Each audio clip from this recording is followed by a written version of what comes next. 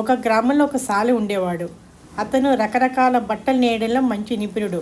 ఊళ్ళో వాళ్ళు ఒత్తిడి అంతగా లేనప్పుడు ఖరీదైన శాలువాలు నేసి నగరానికి తీసుకుపోయి అమ్ముతుండేవాడు.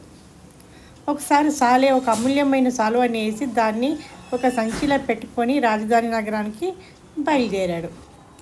అది చాలా దూర ప్రయాణము. కొండలు గుట్టలు దాటి వెళ్ళాలి. ఒకరోజు అతను నదీ తీరాన్ని చేరుకునేసరికి ఒక పక్క నుంచి గుడ్డివాడు డబ్బు నీటిలో పడిపోతుందని కేక వినిపించింది. ఆ కేక విని సాలే నది ఒడ్డుకు పరిగెత్తాడు.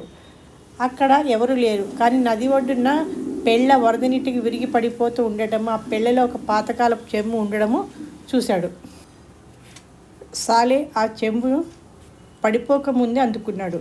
ఆ చెంబు లోపల కళ్ళు మిరిమిట్లు గొలిపే బంగారు కాసులున్నాయి. వాటిని చూసి సాలే పరమానంద భరితుడైనాడు. అతని చెంబు మూతికి రేకు అడ్డం పెట్టి వాసన కట్టి తన సంచిలో నుంచి శాలువా తీసి భుజాన వేసుకొని ఆ సంచిలో చెంబు నుంచి ఇంటి ముఖం పెట్టాడు. అతను ఒక గ్రామం చేరేసరికల్లా చీకటి పడింది. ఆ రాత్రి ఆ గ్రామంలోనే గడిపి మన్నాడు బయలుదేరి తన గ్రామానికి పోవచ్చు అనుకొని అతను ఒక ఇంటి తలుపు తట్టాడు. ఒక ముసలిది తలుపు తీసి, ఎవరినైనా ఏం కావాలి నీకు అని అడిగింది. ఈ రాత్రికి మీ వసారాలో పడుకొనియండి, భోజనం కూడా పెట్టంటే ₹1 ఇస్తానన్నాడు సాలే. దానికేం భాగ్యం నాన్న అని ముసలిది సాలే దగ్గర ₹1 తీసుకుని అతనికి భోజనం పెట్టి వసారాలో పడుకొని ఇచ్చింది. అంత బంగారం తెల్లవారు తన వద్దనే ఉంచుకుంటే ఎవరైనా కాజేయవచ్చు అనుకొని సాలే ముసల్దాన్ని పిలిచి, ఈ చెంబులో అముదం ఉన్నది, దీని లోపలే జాగ్రత్తగా ఉంచండి, నేనే రేపు ఉదయం వెళ్ళేటప్పుడు ఇద్దరు కానీ అన్నాడు. అలాగే నాయన అని ముసలిది అతని చెంబును తీసుకొని లోపల భద్రంగా దాచింది. తర్వాత ఆమె తలుపు వేసుకుని పడుకున్నది. తలోని తలంపుగా ఆ రాత్రే ముసదాని కుమార్తెకు పురుడొచ్చింది. ఇంట్లో ఆముదం కోసం చూస్తే కనిపించలేదు. అయ్యో, ఆముదం అయిపోయినట్టు ఉన్నది అనుకునేది ముసలమ్మ. వసారాలో పడుకున్న మనిషి ఇచ్చిన చెంబులో ఆముదం ఉంటుందన్న విషయం ఆ ముసల్దానికి గుర్తొచ్చింది. ఆమె సంచుల నుంచి చెంబు పైకి తీసి కట్టి విప్పి రేకుమూత తీసి చూస్తే బంగారు కాసులు కనబడి కళ్ళు చెదిరిపోయాయి. పిల్లాడి భూమి మీద పడ్డ వేళ విశేషం కదా అనుకొని ముసలిది ఆ కాసులని తీసి భద్రం చేసింది. దొడ్డిదారిన వెళ్ళి పొరుగింటి వాళ్ళని లేపి ఒక సేరు అముదం అరువు తెచ్చుకొని చెంబులో పట్టినంత పోసి దానికి మూత పెట్టి వాసన కట్టి సంచిలో ఉంచి మిగిలిన ఆముదాన్ని అవసరానికి ఉపయోగించుకున్నది. సాలే మనిషి మన్నాడు నిద్రలేచి ముసలిదాన్ని అడిగి తన సంచి తాను తీసుకొని తిన్నగా ఇంటికి వెళ్ళిపోయాడు. భార్య అతని భుజాన్ని సాలువ చూసి, అది అమ్మకుండా తిరిగి వచ్చావేమని అడిగింది. ఆ తలుపు వెయ్యవే, ఎంత బంగారం తెచ్చానో చూదువు గాని అంటూ ఆ సాల మనిషి సంచి నుంచి చెంబు పైకి తీసి మూత తీశాడు. చెంబు నిండా ఆముదం. ముసలిముండ ఎంత పని చేసింది, ఇది దాని పనే,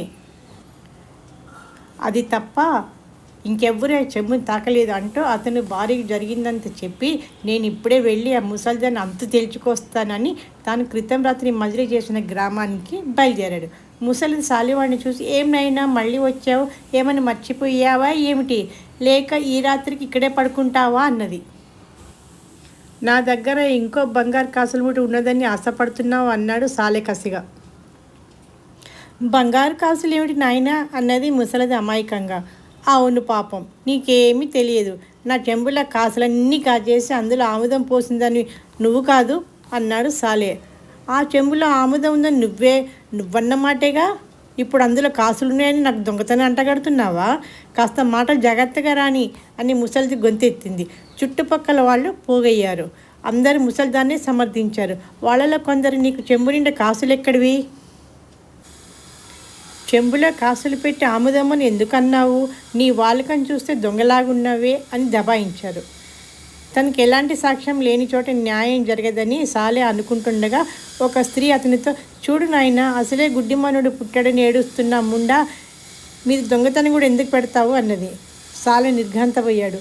తాను పడుకున్న రాత్రే ముసలి దాని కూతురు ప్రసవించిందని, పుట్టిన పిల్లాడు పుట్టుగుడ్డని నలుగురు అన్నం బాటలను బట్టి తెలిసింది. ఇకనే ఆ బంగారం ఈ గుడ్డివాడితో అయి ఉండాలి, నేను ఆ డబ్బు వాడికి అందజేయడానికే వినియోగపడ్డాను అనుకొని సాలి ఇంటి దారి పెట్టాడు. విన్నారు కదండి కథ. ఈ కథ పేరు గుడ్డివాడి డబ్బు. చందమామ అని పుస్తకం వచ్చేదండి ఇదివరకు. అది మంచి కమ్మటి కథలు సీరియల్తో చాలా బాగుండేది. ఆ రోజుల్లో చందమామ కోసం నెల్లాళ్ళు ఎదురు చూడటము చాలా కష్టం అనుకునేవారు. లక్షలాది పాఠకులు కేవలం తెలుగు వారినే కాకుండా 14 భారతీయ భాషల్లో ఈ బుక్ వచ్చిందండి. స్వర్గీయ నాగిరెడ్డి చక్రపాణి గార్ల ముద్దుబిడ్డ చందమామ. ఈ పుస్తకము రావడానికి మాచిరాజు కామేశ్వరరావు గారు ముఖ్యులండి. ఈ పుస్తకాన్ని మళ్ళా ప్రాణప్రతిష్ఠ చేసినటువంటి జేపీ పబ్లిషర్స్ వారు ఎంతైనా అభినందనీయులు. ఇప్పటి పిల్లల కోసము అందంగా ముస్తాబు చేసి పుస్తకాన్ని ప్రింట్ చేసినందుకు వాళ్ళ శ్రమలకు విలువ కట్టలేమండి. అలాంటి కథలు మీ అందరికీ అందిస్తున్నందుకు నాకు చాలా సంతోషంగా ఉన్నది. రోజు ఒక కథ మీకు వినిపిస్తాను. Please subscribe, share, like my channel. Thank you very much. Chandamama కథలు విన్నందుకు థ్యాంక్ యూ.